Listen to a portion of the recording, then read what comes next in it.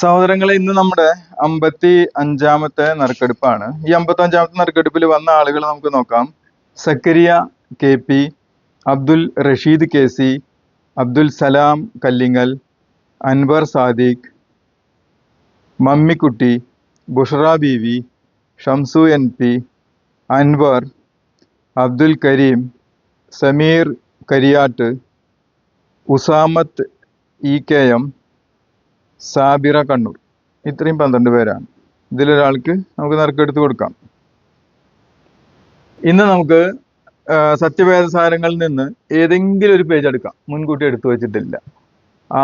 അതിൽ നിന്ന് കിട്ടുന്നത് ഏതാണോ ഏതെങ്കിലും ഒരു വേദഗ്രന്ഥത്തിൽ, മൂന്നും കൂടി വായിക്കാൻ ബുദ്ധിമുട്ട് അനുഭവപ്പെടേണ്ട, അല്ലെങ്കിൽ 3-ൽ നിന്നും കുറേശ്ശെ വായിക്കാം.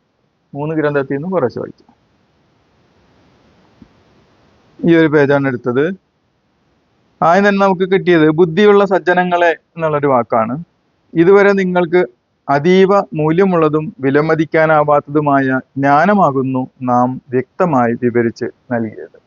അതായത് അറിവ് നൽകുന്നത് വേദഗ്രന്ഥങ്ങളിലൂടെയാണ്. മനുഷ്യർക്കുള്ള എല്ലാ അറിവുകളും ദൈവം നൽകിയത് വേദഗ്രന്ഥങ്ങളിലൂടെയാണ്. അപ്പൊ വേദഗ്രന്ഥങ്ങളിലാണ് മനുഷ്യന് കിട്ടേണ്ട എല്ലാ അറിവുകളും ഉള്ളത്. അത് നമ്മൾ നോക്കി കണ്ടുപിടിക്കണം എന്ന് മാത്രം. ഇനി സമഗ്രമായി നിങ്ങൾ ചിന്തിക്കുവിൻ. ഇനി ഇവിടുന്ന് അങ്ങോട്ടെങ്കിലും നിങ്ങൾ സമഗ്രമായി ചിന്തിക്കുമെന്നാണ്. നന്നായി ആലോചിച്ചതിന് ശേഷം നിങ്ങൾക്ക് ഹിതമെന്ന് തോന്നുന്നത് എന്താണോ അത് സ്വീകരിച്ചു കൊള്ളുവൻ എന്നാണ്. ഗീതയാണത് പറഞ്ഞത്. അപ്പൊ അന്ന് ഓരോ കാലഘട്ടങ്ങളിലും ഓരോ പ്രവാചകരിലൂടെ ഗ്രന്ഥങ്ങൾ നൽകപ്പെട്ടിട്ടുണ്ട്. അപ്പോൾ ആ പേജ് അതോടെ പോയാ പിന്നെ അത് കിട്ടില്ല ഒരിക്കലും. ഇനി നമുക്ക് അടുത്തൊരു ഗ്രന്ഥം കൂടി നോക്കാം. ഏതാണെന്നത് കഴിഞ്ഞിട്ട് പറയാം. മക്കളെ വഷളാക്കി വളർത്തുന്നവർ അവരുടെ മുറിവുകൾ വെച്ച് കെട്ടേണ്ടി വരും. അത് ശരിയാണ്. മക്കളെ വഷളാക്കി വളർത്തി കഴിഞ്ഞാൽ നമ്മുടെ കയ്യിൽ നിൽക്കുന്നതല്ല, എന്നാലും മക്കൾക്ക് നല്ല രീതിയിലല്ല അവിടെ വളർത്തുന്നത് വെച്ചാൽ അവരുടെ മുറിവ് നമ്മൾ തന്നെ വെച്ച് കെട്ടേണ്ടി വരുന്ന. എവിടെയെങ്കിലുമൊക്കെ പോയി വീണിട്ടേ മുറിവ് കൊണ്ടുവരും. അതായത് ഇപ്പൊ നമ്മൾ ഉദാഹരണത്തിന് ബൈക്ക് വാങ്ങിച്ചു കൊടുത്തു, സൂക്ഷിച്ചു പോകാൻ പറഞ്ഞിട്ട് അവർ കേട്ടില്ല എന്നുണ്ടെങ്കിൽ പോയി വീഴും. പിന്നെ അവരെ മുറിവ് വെച്ച് കെട്ടേണ്ടി വരുന്നു. അവരുടെ നിലവിളികളും നാം കേൾക്കേണ്ടി വന്നേക്കാം. അപ്പൊ അവര് പോയിട്ട് എവിടെയെങ്കിലും, അപകടം മാത്രമല്ല പല സ്ഥലങ്ങളിലും അവര് വല്ല അപകടത്തിലൊക്കെ ചെന്ന് പെട്ട് കഴിഞ്ഞാൽ അവിടെ നിലവിളി നമ്മൾ കേൾക്കേണ്ടി വരും. ശിക്ഷണം ലഭിക്കാത്ത മക്കൾ തന്നിഷ്ടക്കാരായി മാറുന്നു. നല്ല ശിക്ഷണം നൽകിയില്ലെങ്കിൽ അവര് തന്നിഷ്ടക്കാരായി മാറും. നല്ല ശിക്ഷണം നൽകിയ മക്കൾ പോലും തന്നിഷ്ടക്കാരായി മാറുന്ന കാലാണിത്. മക്കളെ അമിതമായി ലാളിച്ചു പോയാൽ അവർ നിങ്ങളെ ഭയപ്പെടുത്തിയേക്കാം. ഒരു പരിധി വിട്ട് അവരെ സ്നേഹിക്കരുത്. കാരണം ഓവറായിട്ട് സ്നേഹിച്ച് അവരുടെ അടിമകളെ പോലെ നിങ്ങൾ ജീവിച്ചു കഴിഞ്ഞാൽ നിങ്ങളെ അവർ ഭയപ്പെടുത്തിയേക്കാം. അമിതമായ സ്വാതന്ത്ര്യം അവരെ വഷളാക്കിയേക്കാം. അവരുടെ യൗവനത്തിൽ അവർക്ക് അധികാരം നൽകുകയോ അവരുടെ തെറ്റുകൾ അവഗണിക്കുകയോ ചെയ്യരുത്. മക്കളുടെ യൗവനത്തില് അവർ ചെയ്യുന്ന തെറ്റുകളെ നമ്മൾ അവഗണിക്കാനും പാടില്ല. അതേപോലെ അവർക്ക് അധികാരം നൽകുവാൻ പാടില്ല. അതായത് നമ്മുടെ എല്ലാ സ്വത്തുകളും മക്കളുടെ പേരിൽ എഴുതി വെച്ചിട്ട് അവരെ അടിമയായി ജീവിക്കുന്ന ഒരു സ്ഥിതിവിശേഷം വരരുത്. അത് അവര് നിങ്ങളെ ഭയപ്പെടുത്തിയേക്കാം. വലിയ കാര്യം തന്നെയാണ്. എനിക്ക് സംഭവിച്ച കാര്യമൊക്കെ തന്നെയാണ് ഇതിൽ പറഞ്ഞത്. ഇത് പറഞ്ഞത് ബൈബിളാണ്. ഇനി ഒരു പ്രവാചകവചനം നോക്കിയാലോ. നമ്മൾ ഗീത നോക്കി, ബൈബിൾ നോക്കി, ഇനി പ്രവാചകവചനം കൂടി നോക്കാം. പണ്ഡിതന്മാർ ഇല്ലാതാകുന്നതിലൂടെയാണ് വിജ്ഞാനം മനുഷ്യരിൽ നിന്നും ഇല്ലാതാകുന്നത്.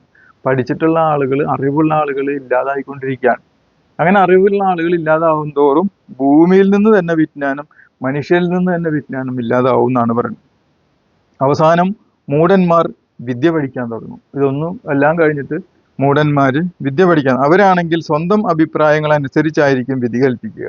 അതായത് ദൈവിക വചനങ്ങൾ കേട്ട് അതനുസരിക്കാൻ അല്ലാതെ അവര് പഠിച്ചിട്ട് അവരുടേതായ ചില അഭിപ്രായങ്ങളായിരിക്കും, അതിലൂടെ ആയിരിക്കും വിധി കൽപ്പിക്കുന്നത്. അവർ സ്വയം വഴി പിഴയ്ക്കുകയും മറ്റുള്ളവരെ വഴി പിഴപ്പിക്കുകയും ചെയ്യുന്നു. അതായത് മുറിവൈദ്യൻ ആളെ കൊല്ലുന്ന പറഞ്ഞ പോലെ ഇപ്പൊ കുറേശ്ശൊക്കെ പഠിക്കുക, അവനവന്റെ ഗ്രന്ഥം തന്നെ ഇത്തിരി പഠിക്കുക, എന്നിട്ട് അത് വെച്ചിട്ട് അങ്ങോട്ട് പ്രസംഗിക്കാൻ തുടങ്ങുക. അവരെയും വഴി പിഴപ്പിക്കും, ഇനി വരാൻ പോണ തലമുറയും വഴി പിഴപ്പിക്കും എന്നാണ്. 3 ഗ്രന്ഥങ്ങളും നമ്മൾ വായിച്ചു. ഇനി നമുക്ക് നമ്മുടെ നറുക്കെടുക്കാം. ഇത് ആദ്യം തന്നെ ഓരോന്നും എത്ര ഉണ്ട് നോക്കാം. ഇതിലേക്കാവും. നമ്പർ 1, 2, 3, 4, 5, 6, 7, 8, 9, 10, 11, 12. ഇത്രയും നമ്പർ നമ്മൾ ഇതിലിട്ടു.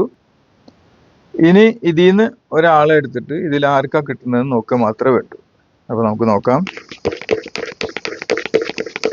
എടുത്ത് താഴ്ത്തിക്കിടാം.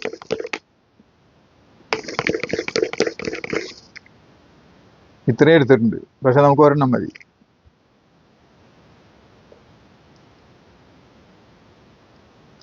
Number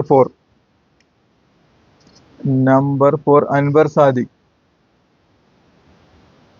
winner.